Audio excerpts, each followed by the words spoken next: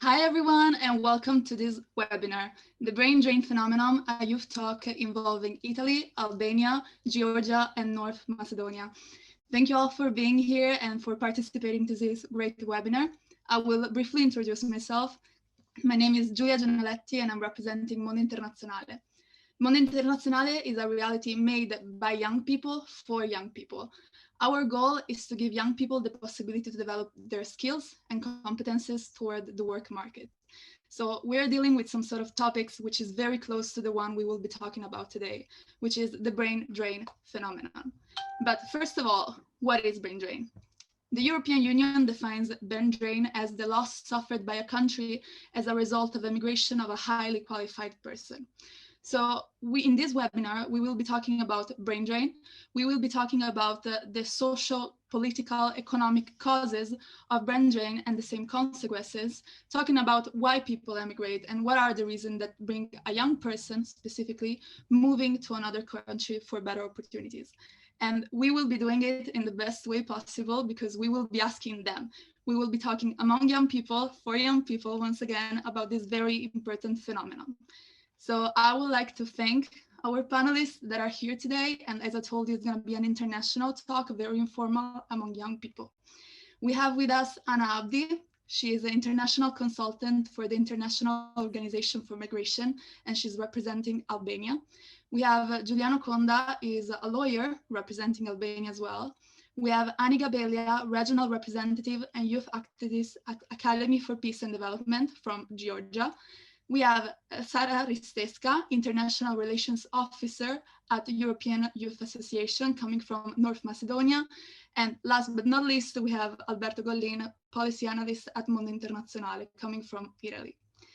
So after this small introduction, I would like to dive into the topic of this webinar.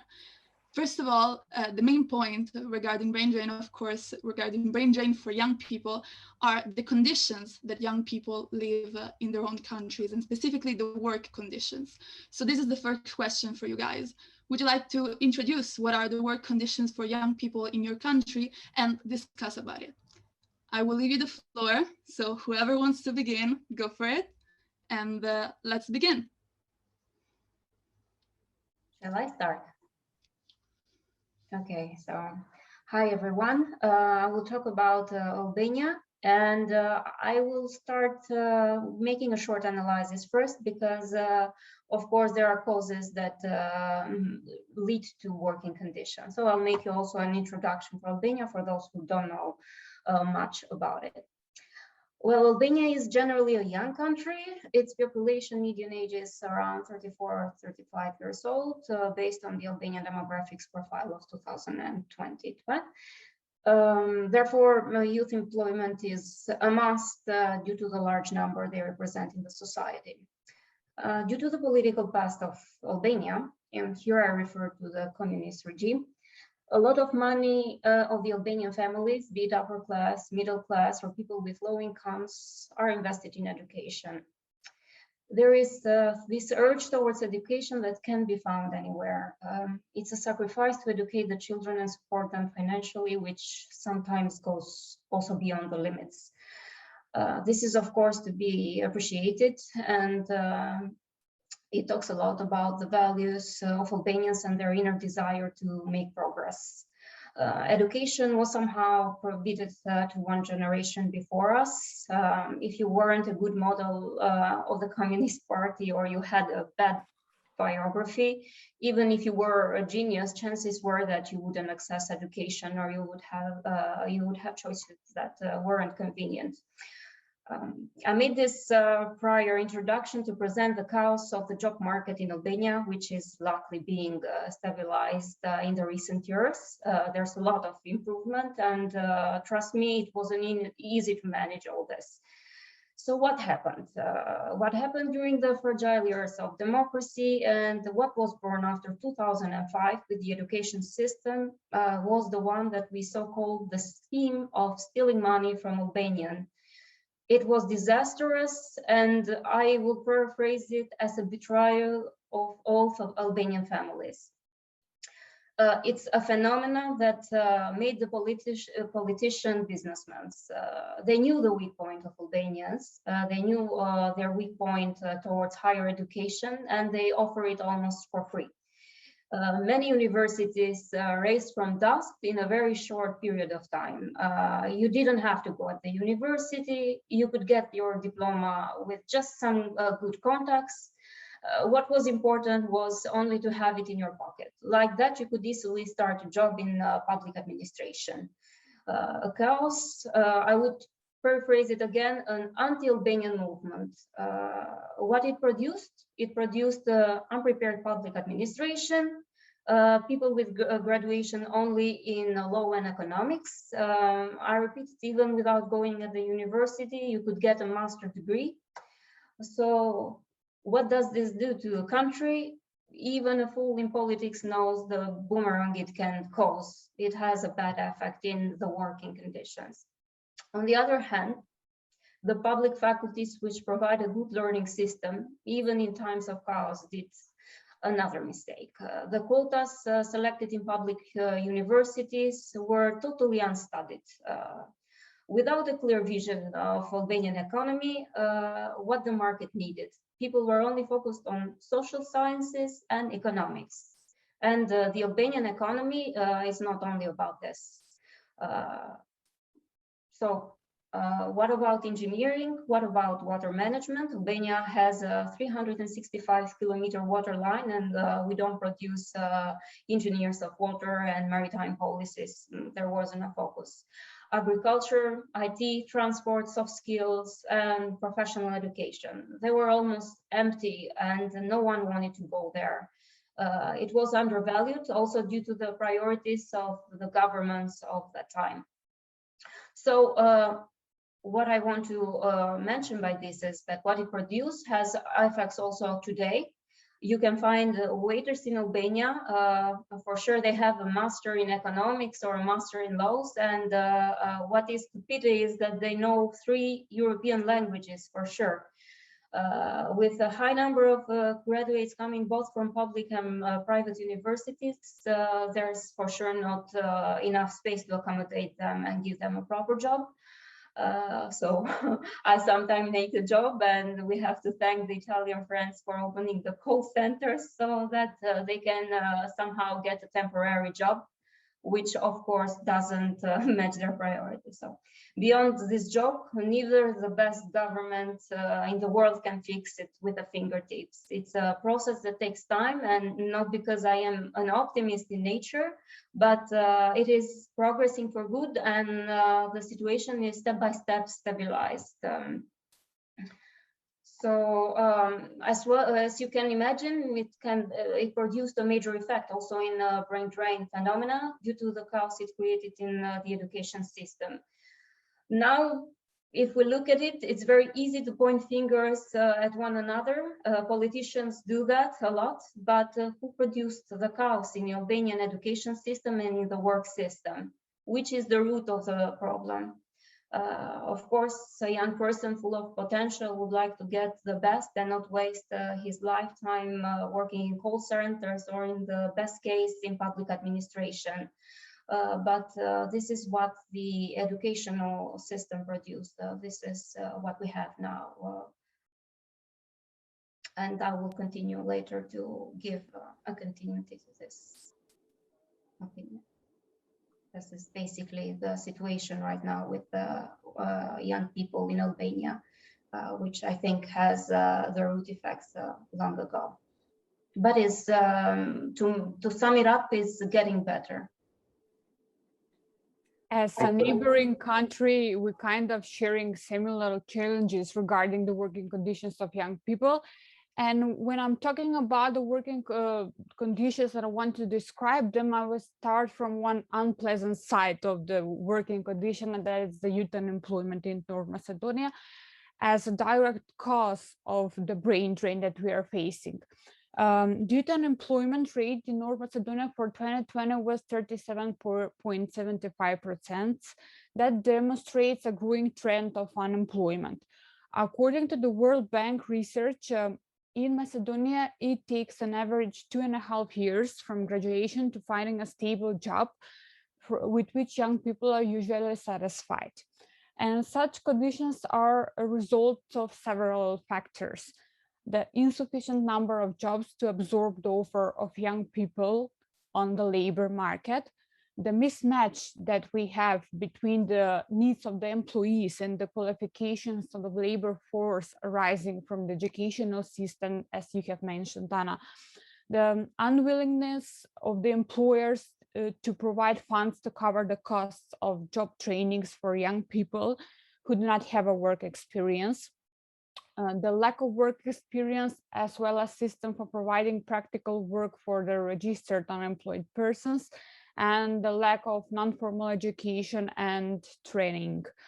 According to a survey conducted in November 2020 by the Dialogue Center for Deliberative Democracy, the higher percentage of the respondents that are Macedonians who immigrated abroad were full-time employed before leaving the country. That's 51.1%. Students were at the second place, 21.1%. Then we have self-employed and then unemployed. Prior to migration, most of the Macedonians belonged to the net income bracket from 150 euros to 300 euros. And the second group is from 300 euros to 600 euros. Only 9% of them had a monthly household income higher than 1,000 euros, sorry. From the data, we can conclude that unemployment is not only the problem that young people are facing. Additional challenges arise after young people are starting to get their job, such as the working conditions, the wages, the opportunities for personal and professional development, the meritocracy, and also the respect of workers' rights. I believe with Macedonia, there are a lot of similarities. I'm Alberto from Italy. I'm policy analyst here for Mondo Internazionale, as well as a public policy student. So as I was saying, I think there are a lot of similarities between Macedonia and Italy, because also in Italy, for sure, working conditions for many young people are not satisfactory, not at all. And this is something that concerns myself as well, to some extent, because I'm part of this generation that is struggling and will struggle to find work stability or even a job to start working or an internship, as was my case for some months now. And regarding Italy, youth unemployment, as in Macedonia, has been a prominent topic in the political agenda and the political debate for many years now. And it's interesting because the unemployment, the general unemployment, is falling slowly, but it is falling in recent years. The rate is about 10%, while the youth unemployment remains still at high levels. It's around 30%, and it's expected to rise again given the pandemic situation. Also, for the needs level, the needs are the people who are not looking for a job or neither working or studying. Also, Italy registers high rates. It's, I think, the third worst rates in Europe, with Greece and Spain. And this becomes problematic because it creates a vicious cycle in the long run, and also with other consequences that are not only economical. Not by chance, Italy sends most workers abroad among the EU countries, together with Romania and Poland. And since 2013, there has been an increase by 42% of young graduates moving abroad. And here I'm talking about graduates, so people who have a high level of education. That makes this issue even more sad if you think about it. And because people are actually putting effort in investing in education. And I believe the main driver of all of that is for sure the high degree of uncertainty about the future, and also the work instability in our country, which also have been direct consequences of these many crises Italy has lived and is living. First, the financial crisis in 2009, then the euro crisis in 2011, and finally this COVID crisis. So at the end of the day, the youngsters, the young people are the ones that are paying the biggest price, not the oldest one, because they have a secure job, things that many young people cannot afford right now.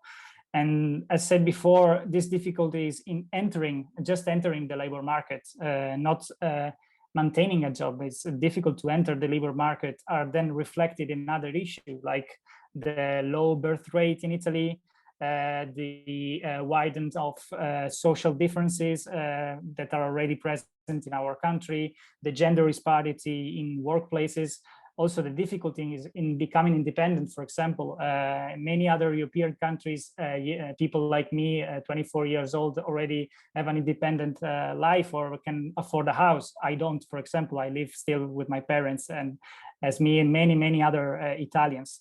And also this uncertainty about the future widens the gap between North and South, and people maybe are leaving universities, and so this many consequences, and this all sums up.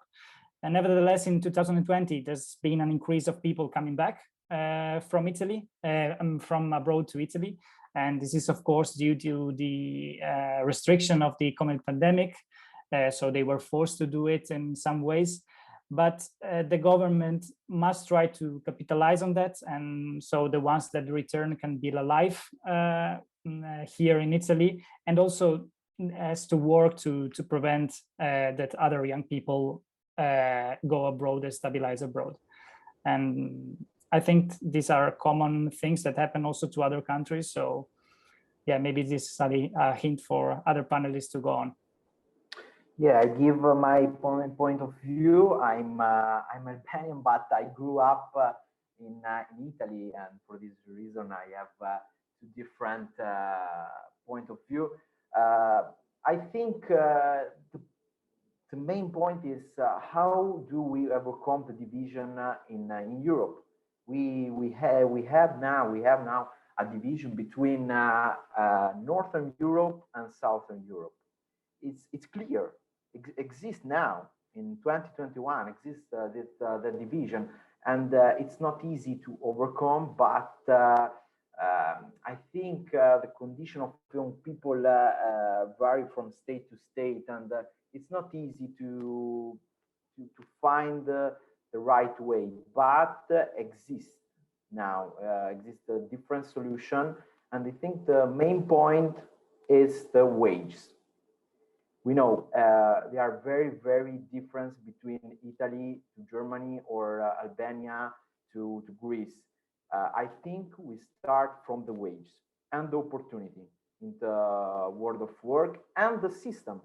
The system for the entry into the world of work, the system of the organization between school and work, because this is the point. In different Alberto say I agree with you, because in different state our generation have the possibility to start to work maybe at 24 years old. In Italy it is impossible, you know. It's impossible. I graduated in law, and before 28 years old it is impossible to start to work, and I think this is the point.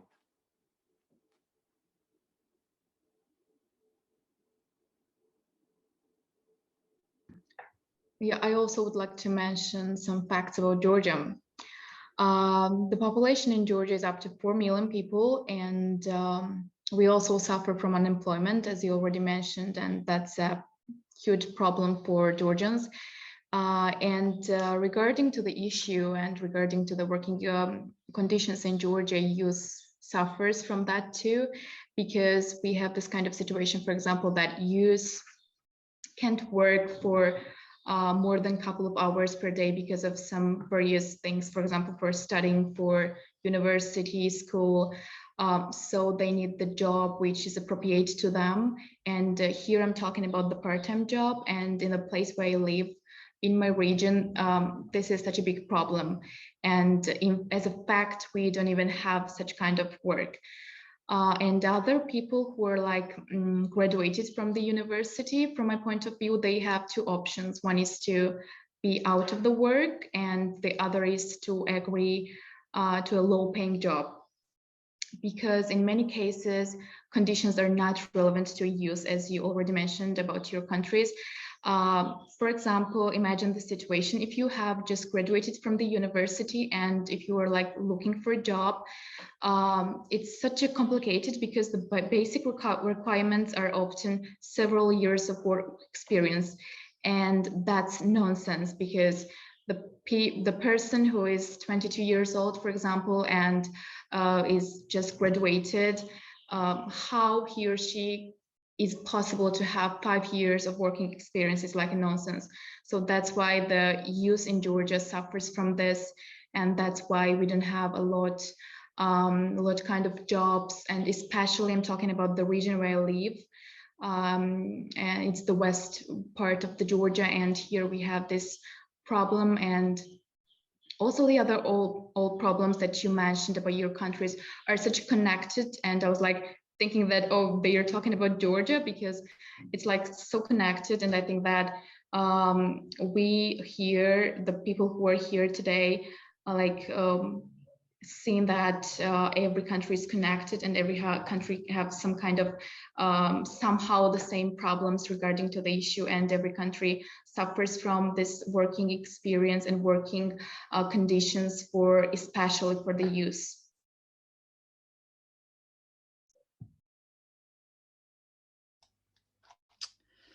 Thank you, everyone. Thank you, everyone, for your contribution.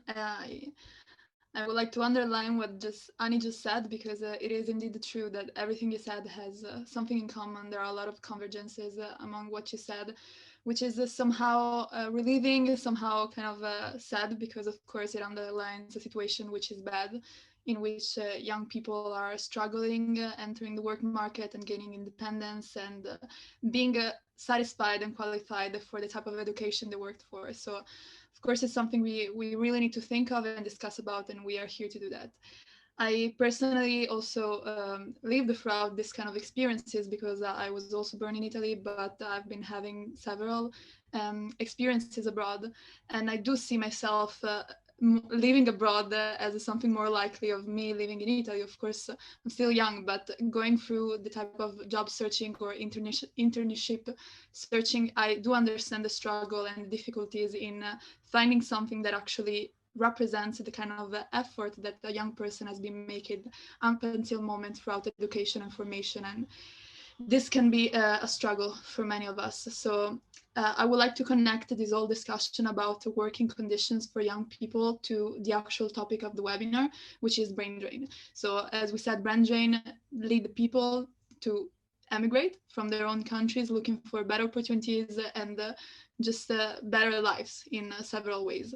So I would like you to talk about the brain drain phenomenon in your country, and to contextualize it to the type of person that actually lives throughout the brain drain phenomenon. So what's the, let's say, the average person that is affected by this and that decides and feel forced to leave their countries for these reasons. Thank you, everybody. I'll leave you the floor. Giulia, you have come to the point that I wanted, especially by your example. Well, of course, the brain drain phenomenon is not an Albanian phenomenon. Let's take you, for example. Let's take Italians. Italy is still a country that is member of G7, but Germany is full of Italians, huh? Belgium as well. So shall we blame one government or another?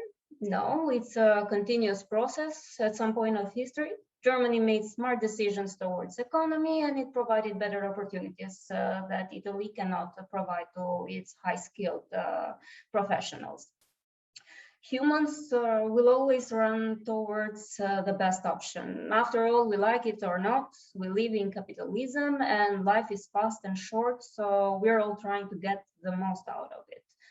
So for one reason or another, brain drain is not an Albanian phenomenon. It is everywhere. It's in America, in China, especially in Eastern and Southern Europe, because people are always looking for opportunities. And referring to my Albania, Albanians are all very ambitious. And let's take my case, for example. I had a very wonderful life in Albania, which everyone would like to have it. But why I'm in Belgium? Because it provides me some opportunities for the vision that I have for myself tomorrow and for the future of Albania as well, which unfortunately I cannot find in Albania. Therefore, although I work for my country, I have to be out of it in order to better serve to my country. I don't like stereotyping and generalizing it, but if I don't have something or real statistics on my hand, because I don't do that, but brain drain doesn't have a social and economic background, according to me. In a globalized world, it's a natural phenomenon which will continue.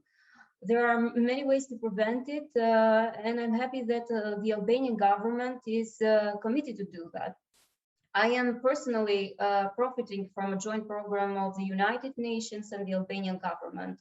Together with all 30 people all over Europe, there are high-skilled professionals from diaspora working in European institutions, in universities, so they're phenomenal, I would say. I think that it's a good tool and a good instrument that they have built. It's a chance to contribute in the EU integration process with ideas coming from us, the professionals of diaspora. Since this is a great instrument, it also represents the way that one government can deal with the brain drain phenomena. It's a way to let them have a direct contribution to countries' development. And there's also another call that just took place from the Albanian government, I don't know how it will continue. I just seen it on social networks. They invited all members of diaspora. It was to all the graduates within the territory of Albania, which also represents potential brain drain persons, and out of the Albanian borders. So it was a call to share the interest and join the governmental structures. I think such instruments as the one that I'm part, or other ones that are taking place, in one point or another give positive feedback. So these are some things that we can tackle. But coming to your point, I wouldn't paraphrase it as a social background that deals with it. It's a globalized world, and we're all moving towards better opportunities. It doesn't show something. As in Italy's case, it doesn't show that Italy is an underdeveloped country, or it shows that it has major problems. It just shows that Germany has better opportunities to offer to the young professionals. So maybe at this point we can foresee in the future to make something how to better improve the economies in order to stop and prevent this brain drain phenomenon. So. The reason why the new generations leave their country are different, but I think we can resume all of them in one single word: opportunity. That's all. The opportunity of a better scholarship, a better career, for a better services, and as Anna said, even the country members of G7 have the brain drains problem, because our generation wants to explore that's it, wants to explore the different opportunity around the world. Even us want to explore and to find the opportunity in the world, to look around, and toward this to be discovered. I think states must find ways to involve these people directly from the place when they study and work, because we don't find another way. We are free to try and to find another different opportunity around the world, to look around the world. I think we're living in a global world. It's impossible to look after. This is. I agree, Giuliano. While the challenges are great, so are the opportunities, and young people are seeking for that, for opportunities. I like the pace when the immigration were usually associated mostly with people from rural origin in a more difficult economic situation with a lower level of education and low professional qualifications. Today, immigrants are mostly with higher education and are professionally qualified. They have a higher cultural and social level, which conditions a new structural degree in the immigration. Those among them, they are intellectuals from different fields who are recognized not only in the home countries, but also in the countries abroad. And this is a perfect proof that we are not now citizens only in a country, but also, as you have mentioned, we are citizens of the world. I agree with you, and also with what Anna and Giuliano said. I mean, the keyword opportunity is true, is real, is something that we strive for. I mean, one of the main driver of Italians going abroad, as was already mentioned, is the lack of opportunity to find a stable job, and also lower salaries compared to other EU countries. And about who are these youngsters that are leaving the countries, as you said, these are very in the most of the cases are highly educated people and young people. For example, in Italy, 1 out of 3 possesses a degree, and a degree in the STEM subjects, so science, technology, engineering, and maths. So I mean, these are people that spend all their life studying and they go abroad in the end. So on average, for example, it's around 100,000 people every year between 25 and 39 years old that leave Italy to go abroad, which are huge numbers. If we take immigration in Italy in total, it's the majority of people, the majority of the ones that immigrate as these kind of people. And so this is an issue that, as was already said, that is present in every country. But as Anna said also, this is an opportunity for countries when these guys and these women come back. It's an opportunity for them also to contribute to better the country, because they gain experience both academically and professionally speaking abroad, and they then can utilize these skills that they acquire in their country to actually make it better. And this is something that should be stressed as well. For sure, one of the other drivers that in Italy is disincentivizing people from staying in Italy and looking for jobs abroad is the low expectation to advance professionally, for example, because in Italy, seniority still plays a huge role when in the career path of a worker, more than merit sometimes, in most of the cases, better said. And this is common not only in the public sector, which is yes, as I said, more common, but also in the private, which is kind of a severe issue. And lastly, one of the drivers and one of the causes of young people going abroad is this skill mismatch.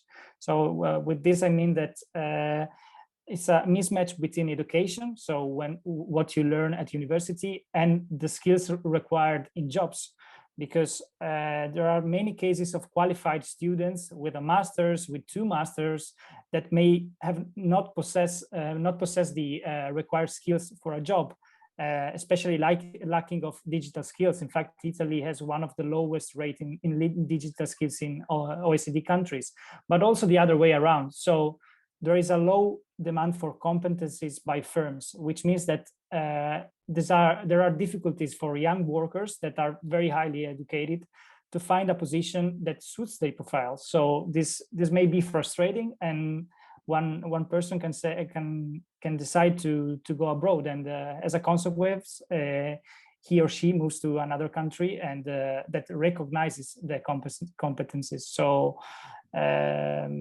these are, I think, the main drivers of people, of Italians leaving Italy. Most of the people go to other EU countries, especially Germany, as was mentioned in the beginning, UK, France, also Spain, and also overseas, like in the US, Australia, and South America. So yeah, this is the point of view of Italy. As if I can connect my personal experience, as Giulia said, is something that we all, I think, consider and contemplate to work abroad. Is an opportunity that is real, that is not something irrational. So so this is something that maybe some generations ago wasn't even contemplated by our parents or grandparents. So this is a very prominent topic, and yeah, this is the situation in Italy.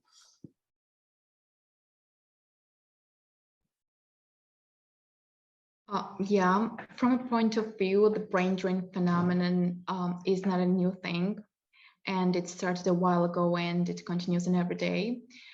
Yeah, and just as you mentioned, every country just tries to move to another country for some couple of reasons, and it's the same for every country. It's like a better standard of living and quality of life, higher salaries, education, working field, and just in general, they move for better future perspectives. And for the country, the brain drain is the biggest trouble. And from my country also, first and foremost, brain drain causes developing countries to lose their ability to progress. And Georgia is a developing country. And the talented people who are born here and raised and educated in my country, for example, and when it comes the time to work and give back what they were provided from the government and from the country, they leave and seek employment elsewhere. So young people, they like aspire to leave rather than stay. And it all, of course, affects the socio-economic development of the country and the formation of human capital in the state. And also one of the example of brain drain phenomenon for me is the students' migration, which is also so common in my country. And in this situation, the students' migration, they leave the country to improve their skills. And on the other hand, a positive development of the developing countries that the citizens have the opportunity to share the technology of developed countries. And they gain knowledge that they will be able to introduce and share in their own country. But the problem here is that the people, a large number of graduate people, rarely return from the developed countries to their homeland. The reason is still the difference in the values of skills and the ability to use these skills. And in many cases, developing countries devote less resources to research and development, which by contrast is a high priority in highly developed countries, allowing highly skilled individuals to use their skills effectively. And in Georgia, that's why I think that young people try to move in EU countries, as you all mentioned before. I would like to make a quick comment. When I'm talking to my peers, I often heard that the brain drain, they think that the brain drain is the biggest problem that young people are facing. And I have to say that I don't agree, because I think the immigration is not a problem. It is only a consequence, a result of the other systematic problems that our countries are facing. And when we are talking about the causes of the youth immigration, we have to divide them into two groups. The push factors are the ones that are negative characteristics of the home country that form, let's say, the impetus for intelligent people immigrating from lesser developed countries. And on the other side, we have the pull factors that are positive characteristics of the developed country from which the migrant would like to benefit. We can divide the push factors in two main categories: the social economic reasons, as usually the first association, and followed by issues regarding the personal safety and survival. What I find interesting is that according to the research that I have mentioned before, the most common reason for migration of the Macedonian youth is the unfavorable political climate. Then we have the poor economic and living standard. On the third place, we have the lack of conditions for career development, and therefore other reasons that are coming from, that are kind of spillover effect from the political crisis, and there is a distrust in the judiciary system in the country, the irresponsibility of the authorities, etc. What I make a point on is that the past, the migration was usually associated with the economic aspects. What this research confirms is that the economic aspect is not primary or the only reason why young people are immigrating when it comes to the case of North Macedonia. I agree partially for with what you said. I must say that brain drain, I mean, it's difficult for me not to think that brain drain is not a big problem, because it's been estimated, for example, in Italy, that because of brain drain, so young people leaving the country, there's a 40 billion euro lost every year, which is something huge also for the budget of a state, of a government. And this is the estimate cost of brain drain, because it's both a loss of human capital for Italy and also a loss for potential tax revenue from graduates that go abroad instead and buy things abroad and stabilize abroad. On the other hand, I agree that there are some developing countries that may people living in developing countries that may have other sort of issues and other motives to go abroad, which are not strictly economically correlated or connected, sorry. But also in developed country like in Italy, I agree that going abroad, which is a little bit different from the brain drain, but I mean, going abroad to gain academic or professional experience is always a plus. It's always something good to have. For example, my personal experience, I can say that I'm partially affected by the brain drain, because I have the 2 Erasmus experiences abroad, one recently in Germany and one in Denmark. I worked for 1 year in Spain. I did an internship as well there.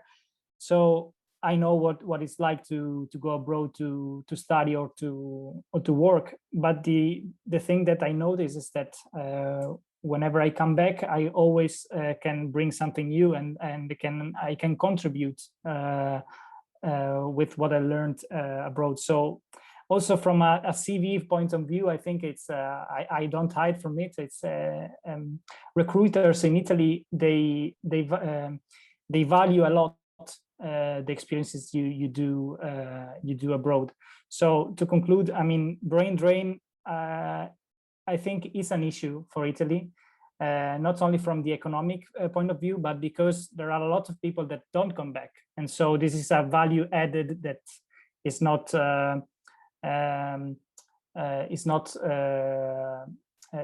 the state doesn't make the most of it, because it's like people lost, and this a value that is, as I'm saying, valuable for the state as well.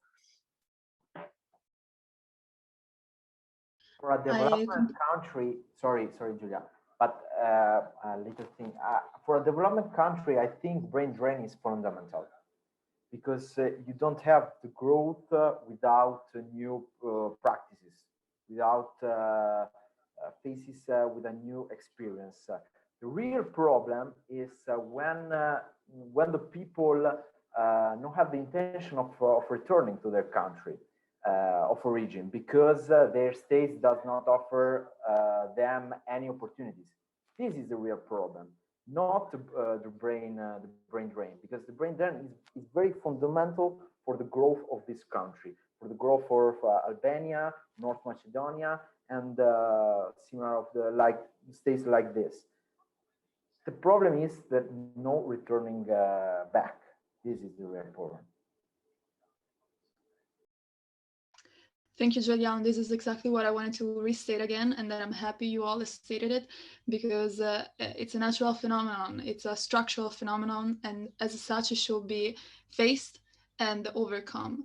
Because many times, even in the public debate, in the political debate, there is a tendency to highlight and to, let's say, identify the problem with the consequences rather than with the causes. And that's the point. Like, that's exactly where you need to act and understand, because it's not about stopping people from going abroad, from leaving their country, but it's about understanding the reasons why they are and providing them for opportunities and realizing what are the drivers that make people stay and make people realize that in that place, in that country, they have possibilities, they have opportunities. This, I also believe it's a choral word. So thank you all. I believe all of this we talked about strictly connects to the next question, because of course, these are a very important phenomenon when we're talking about countries, and of course the action of government and of the public debate, the political forces are essential in facing this. So I can say in Italy, you know, as a part of the European Union, there are both a lot of opportunities that we can, let's say, exploit. And recently, throughout the next year, more or less, we have been talking a lot about the Next Generation EU that technically focuses on the young generations, on new generations. So I can say I'm happy there was some sort of switch, some sort of further focus on the interest of young people that, of course, are the present and the future of our countries. But still, I would like to ask you, are young people present in your national debate? And what are governments doing to face the brain drain phenomenon? I will leave you the floor. Yes, as you have mentioned, Julia, that's exactly what my point of view was. In my opinion, the measures should be taken to aim the preventing or reducing the possibility of immigration of young people, rather than attempts to return the immigrated young people. I mean, it will be ideal if we can somehow reform the brain drain into brain circulation, when we can encourage migrant high-skilled professionals to return and engage in their home countries. But most of them stated that they wouldn't return to the country. So what we can do, this is why I think it's better to work on prevention than on repairing the consequences. This would mean creating measures to improve the conditions that are cause of the migration of young people. This implies systematic reforms in my opinion, several areas. The first one are the political aspects, exactly the public politics and institution of the state. We need public policies that are based on analysis and evidence, not on purely partisan or government interests. We need departization of the state institution through introduction of the merit-based system. We need raising of level of the trust in the institution by the citizens as a measure against nepotism and clientelism. The second group of reforms, I think, the one dedicated to the economic sphere. We need a strategy for economic development policy in order to continuously increase wages, including growth of the minimum wage and the average wages, and continuously to provide a favorable climate for starting a business by reducing costs and bureaucratic procedures. One of the crucial reforms are the one that in education, because we can often hear that young people are the future, but in order to be drivers of a positive change in the future, they have to be active and responsible citizens today. And education has a crucial role in it. We need to put emphasis on the new technology, the digitalization and modernization of the curriculum and administration. And last but not the least, we need reforms in the youth sector, involving young people in creating policies that affect them, because we need to understand that creating policies for young people will not, without including young people, will not work definitely. providing conditions and strategies for connecting young people with the and the universities with the private sector in order to provide quality practical work to students, but also at the same time to work on raising the awareness of importance of volunteering of young people and the rights of the volunteers in order to prevent their abuse. I will conclude this with just only one sentence. We have to understand that people, especially young people, are the crucial capital that a country has. So their well-being should be treated as a national priority, not just as a political narrative. I somehow have to agree, because we don't have to only focus on youth. There are all the other target groups in the society that matter, also the elders and everyone. So, but anyways, coming to our point, I don't want to go in repetition of myself. There was also a point in the chat I noticed from Yuval, from his name, I think he's from Israel. Shalom Yuval, if he's still online. I think that Albania has already taken the steps, and I don't want to seem like the optimist one and that is doing the advocate of the government, but for as long as I'm feeling included, there are many people that are doing the same job that I'm doing, and there's this intensive call to diaspora and to ask for their contribution. And to engage them all the time. I think that a lot is done. Regarding young people, many of them are already in government, have position. I myself had positions in the past, and I had space to contribute to country's development. But as you see, I'm away, not because I didn't find the space, but because I looked for something better to improve myself. I guess also Giulia's case is the same. I don't think that you went to France to because you didn't have opportunities in Italy, but to get also an exchange or on a different cultural point of view. That's essential. We don't have to see things just within the box in order to also develop our potential. It is good. This movement is good. And I think that countries should also focus more on bringing this potential and interacting with one another. We should not see it like they're taking our brains, and it's not something like that. It depends on the, and I think it should be a work that should be coordinated among countries to see which economic potential has one and the other, so that we can somehow make this balance, and we don't call it anymore a brain drain, but exchange of experiences. But this doesn't belong to us, belongs to the states. So yeah, coming to Yuval's point, Israel is the best example of including diaspora. So I don't think that you have to even make that question.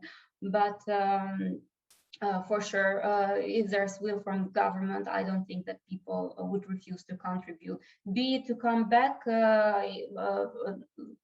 permanently in their country, but even by contributing with their professional, giving their professional contribution from where they want to make their lives. I was born in Albania, and I live in Italy, and for a while I lived in Brussels. But I tell you, unfortunately, I realized that states spend more time figuring out how to get people back instead of asking for their contribution. That's my personal case, but I don't know if you have this type of example. The key for my mind, the key is to be able to involve people who live and study abroad directly in the place where they are, because they want to stay here for a moment, I don't know, for entire life, but they want to stay here. And when they are here, we think how to involve there. I think this is the key, because these people are a treasure for the states, for Italy, for Germany, for Albania, for all of them. They are a treasure because they allow them to share best practices and to grow up. And I think this is the key, how we can involve the people from the place where they study or they lived for a moment or for their entire life. It's not important that, and not Coming to return back. Sorry for the intervention. Coming to Giuliano's point, I think that what COVID provided to us is a great opportunity, despite its bad effects that were temporary. I think that what's waiting for us on the other side is very good if we see it also in terms of diaspora and brain drain phenomena. So look at us, for example. This conference is a very good way to debate. We're doing it via Zoom. But I think that we would spend a lot of money times ago and probably wouldn't even met each other. So it's a way that we can connect, and it's a way that it can be used also in the future. We can give contribution back to our countries without the need of being there. So it doesn't have to be like this rigid, like brain drain, you have to come back so that you're there. No, brain drain can continue, and if we can call it continue, but you can be in a country and still contribute, just like is in my case to your home country. We should build tools that also give the individuals the right to choose their lives how they want it, but also help the states, and also the state helps the individuals. So it should be interconnected, and there are many. It just needs some goodwill from the governments. In my case, I'm lucky that I'm Albanian in this side. I don't know if the same programs take place in Macedonia, in Georgia, but yeah, in our case, if you are interested, if there's will from your side and you are connected spiritually with your country and your roots there, there's space. And I think that sometimes it's also a bit unfair to people who are there, because there's so much calling to diaspora, and I think it's just a matter of will if they want to join or not. But I agree with you. And there are plenty of platforms, even at UN. If you check, like also country strategies, it's just the will that they need to implement it. And we should stop stereotyping it and making it as a bad phenomena. We should see how to profit it, and governments, despite of using it at political campaigns, should see how should they cooperate with one another so that this phenomena gives a positive feedback in their economies. I agree with you, but in my opinion, brain drain is not a big issue, but it becomes an issue as long as it is something that people are forced to do. I mean, with this, I mean that people are forced to leave the country, because my personal experience, I wasn't forced to live in Spain. I wasn't forced to study in Denmark. It's something that I did it for my own purpose, for enhancing my skills, my qualities, my personal life, and etc. and so on. But it becomes a problem when people don't have the tools, or the state doesn't provide you the tools to develop yourself in your home country, because there may be people that are not willing to go abroad, that they are happy with the way they are, with the life they have in their home country, but they don't have the tools to have a stable family life or working life. And I agree with you with the fact that this pandemic, a part of all the issues correlated to that, and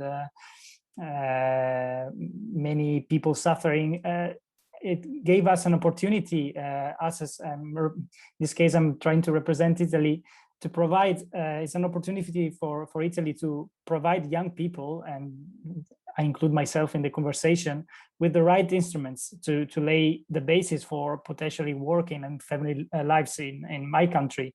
Because as I'm saying, this epidemic highlighted once again what's missing in the puzzle. So which are the main problems.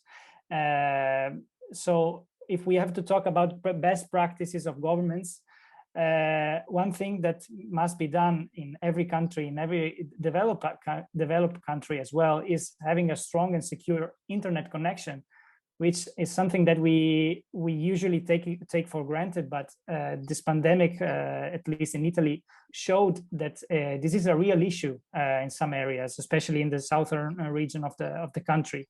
Also, we basically all started to, not all people, but many people started to work remotely.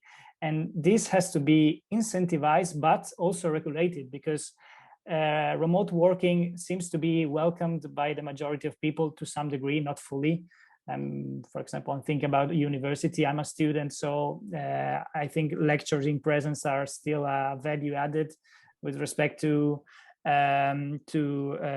online lecture. But if we think about smart working or remote working, also the costs are reduced, but many times this is not regulated, and also it could affect the work-life balance one has, because also many studies show that people working remotely from home worked more than they had to or they used to, and this can penalize people, and that's why we should capitalize on that, and also take into account the risks connected to it.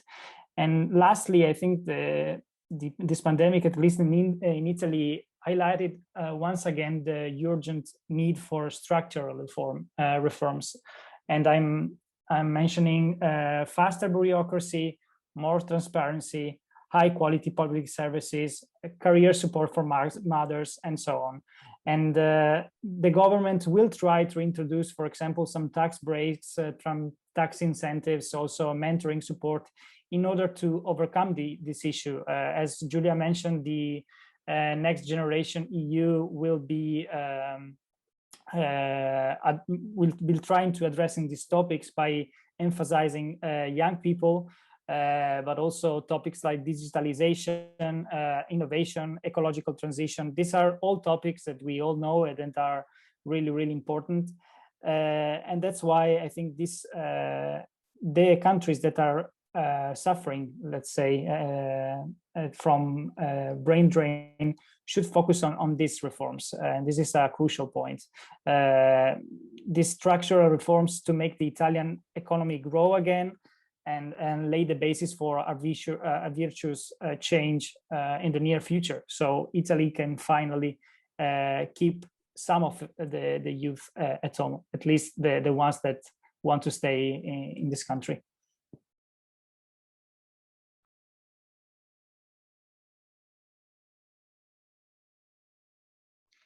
Yeah, I wanted to mention about my country that to at least partially prevent this, an initiative was set up according to which the state ensures the sending of young people and especially students abroad only on condition that they will return back to their home countries, and the state is obliged to offer them an optimal job in 6 months of period where they will be able to work for at least 3 years. However, the vast majority of students who were studying abroad are funded by host countries and universities, and that is the biggest problem, that they are not obliged to return to their home countries when they are like funded by the host countries. So this initiative cannot solve this problem completely. We all know that, until an attractive working environment is created in the country, which will make the immigrants want to return back to their home countries. But that was like, from the government, was one of the cool invention that they like offered to young people, to not to struggle from this and just to return to their home countries.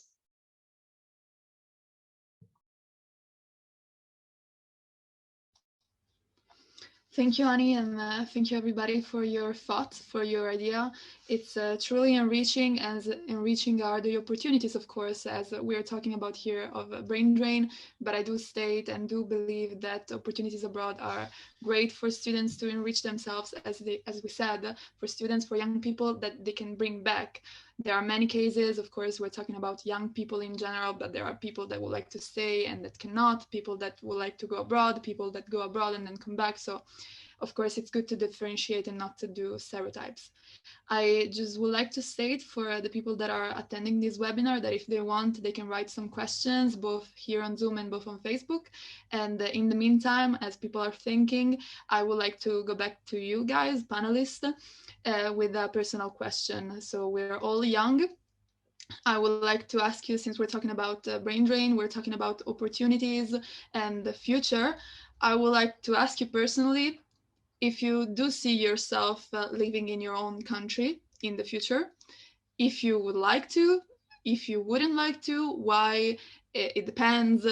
Just contextualize it, like considering the type of also sector you would like to work in and the type of perspectives you see ahead of you. What are your ideas for your near and far future?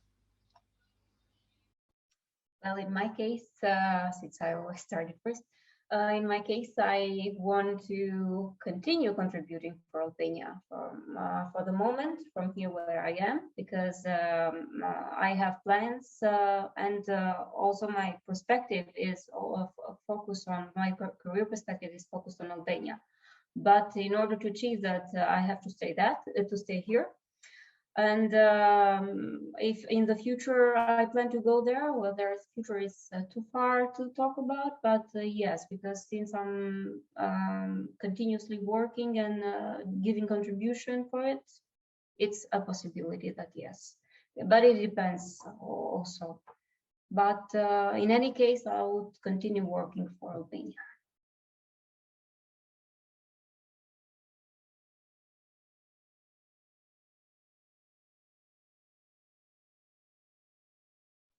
Okay, I go.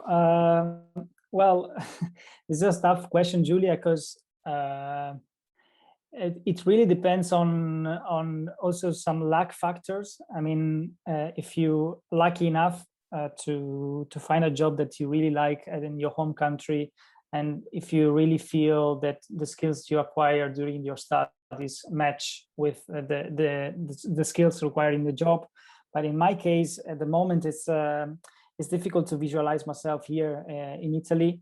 Doesn't mean I'm not gonna do it, but it really depends on how these job opportunities will evolve in the next few years, and it will be also interesting to see. I again say that it's a good opportunity that Italy has to enhance this possibility for young students and young workers. But yeah, it depends on, especially on the context, the economical context that is going to unfold in the next few years. So it's a 50-50 decision from my side at the moment. Also, because of the studies that I'm doing, I mean, not that public policies is something, I mean, it's something that exists everywhere, but the type of education, meaning that I always studied in English. I really put a lot of effort in studying foreign languages. So for me, it would be it would suit me also to do something abroad, because it's something that I've chosen, as I mentioned also during my speech earlier.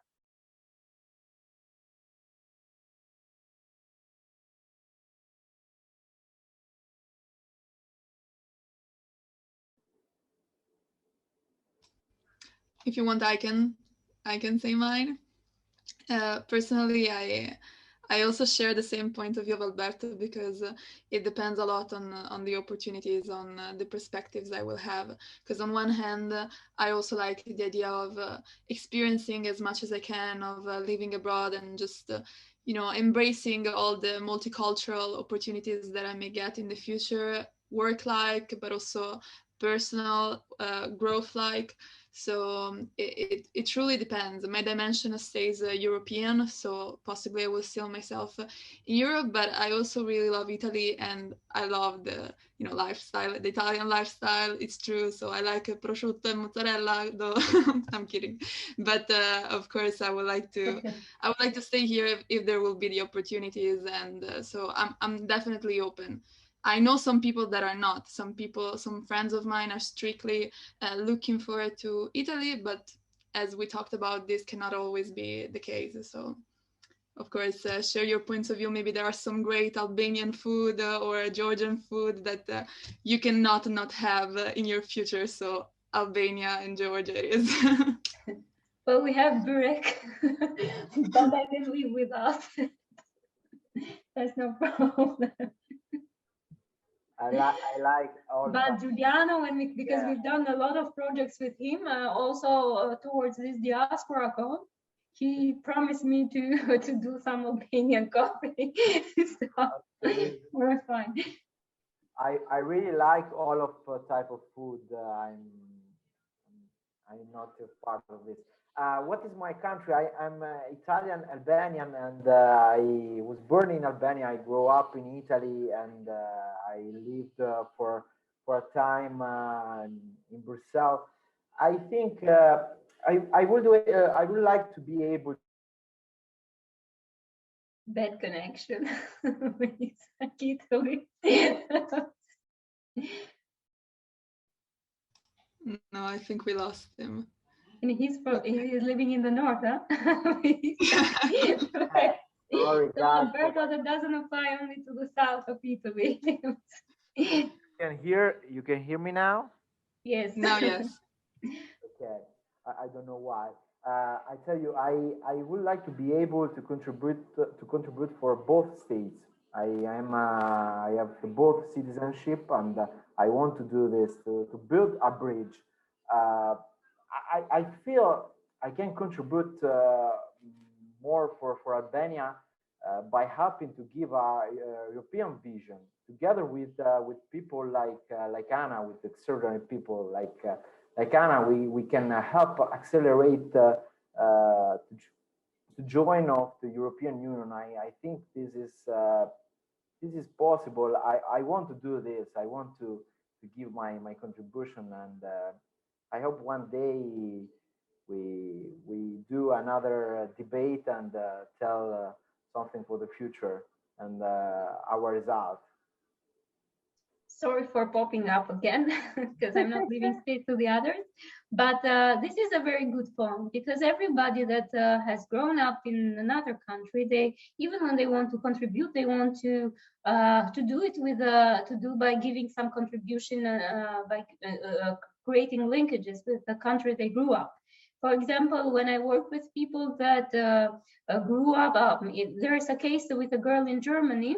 So she trying to make them some connections with the municipalities in Germany. In Giuliano's case, he's always coming up with proposals that we can make cooperations with Italy. So we should also see the positive sides of it, that among the effects that it has in a society, if there is enough space and openness from the government to include the diaspora and what we so-called the brain drain people, there is also opportunity to merge the cultures together and to build better bridges. So.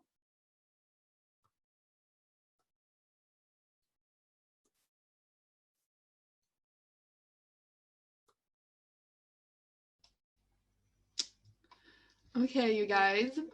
So I believe we have another question, if you would like to answer it, and very fast because we don't have much time left. And it goes, you mentioned the importance of job opportunities for young people. What is the sentiment towards entrepreneurship and starting new businesses in your countries? What can be done to improve it? If any of you feel like it, you can go. Okay, I think it's Yuval again. And I think he's trying to intimidate us because these are two questions coming from Israel. They are very good even in entrepreneurship. And they have this enormous program that I suggest everyone that wants to give some contribution should see their model because they're the best at startups. It's like in their culture. And Albania, in this case, has done a lot of cooperations also with Israel, and we're trying to learn by their models. There are these startup initiatives that also give some grants, and I actually applied once, but I left it because some other engagements. You get like a grant from the government based on your idea, which are very good ones as a starting point.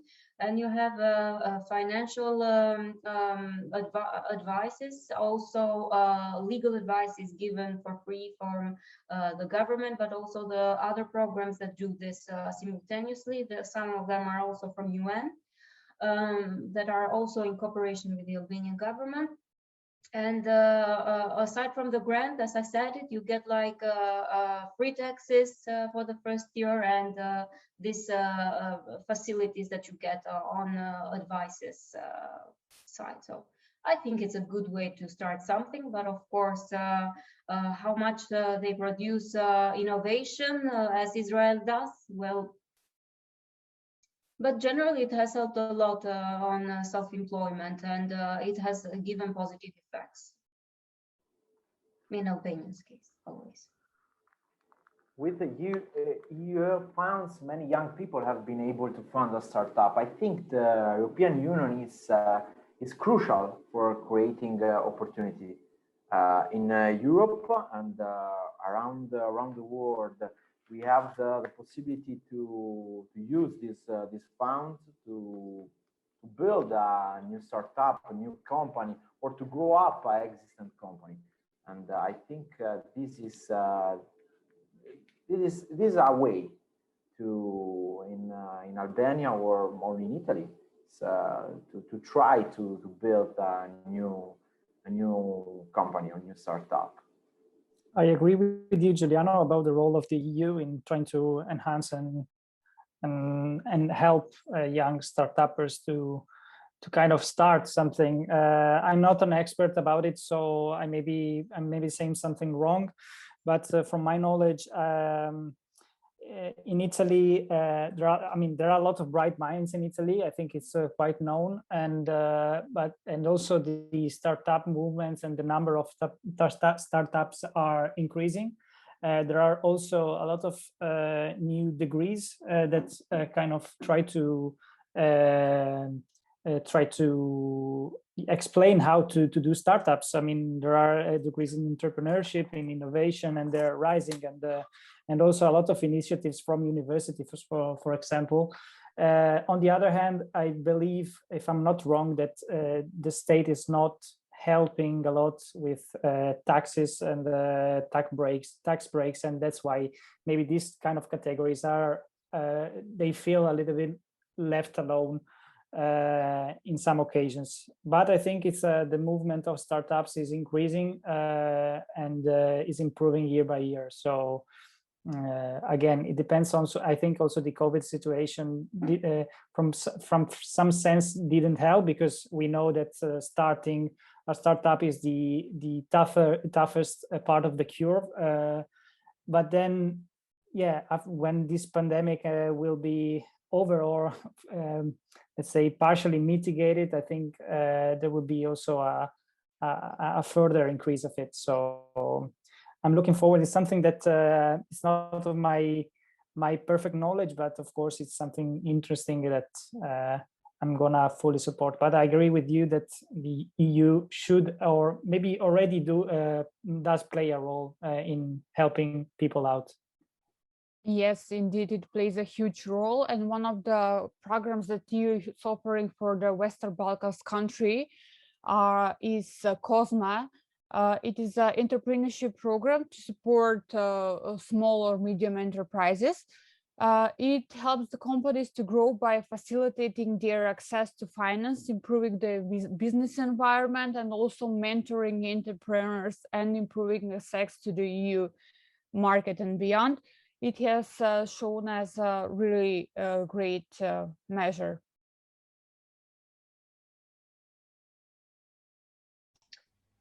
I think he also asked about the sentiment towards entrepreneurship. Is it regarding how people see it, or in terms of government only?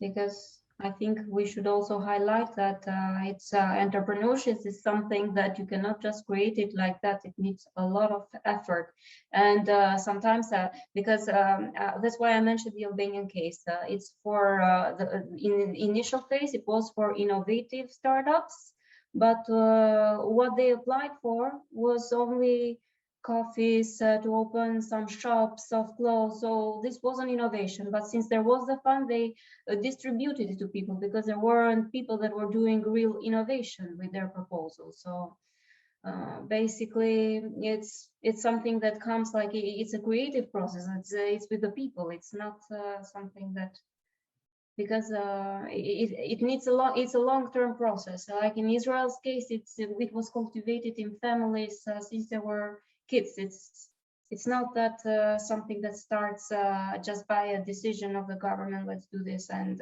you're gonna have brilliant minds responding to it. It has to start like in early development of people. So maybe we can see the fruits of it generations later. But for now, as far as I've seen, there are some good cases, but in general, talking in general, people that respond to these calls open just small businesses that are also safe to the ground. They don't risk much, and just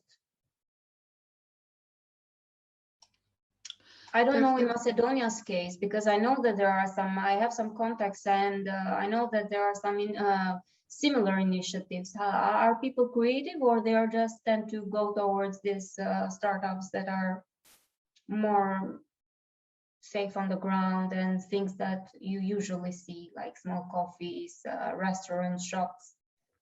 I think that there's a mixed match of both of them.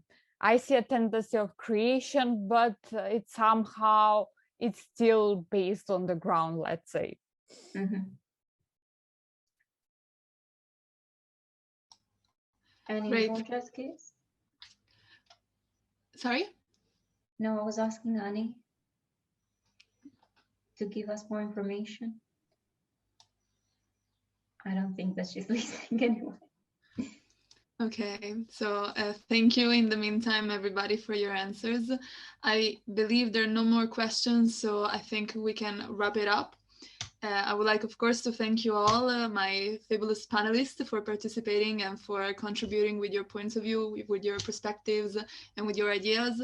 For me, it was truly inspiring, and it's very nice and fulfilling to hear that our people around Europe, around the world, that do see the situations as I am and share the same perspective. So I hope this was the same for you all and for the people that attended this webinar, and that will be able to see it also afterwards, because I remind you that this webinar will be available on the pages of Mondo Internazionale, so it will be possible to review the webinar.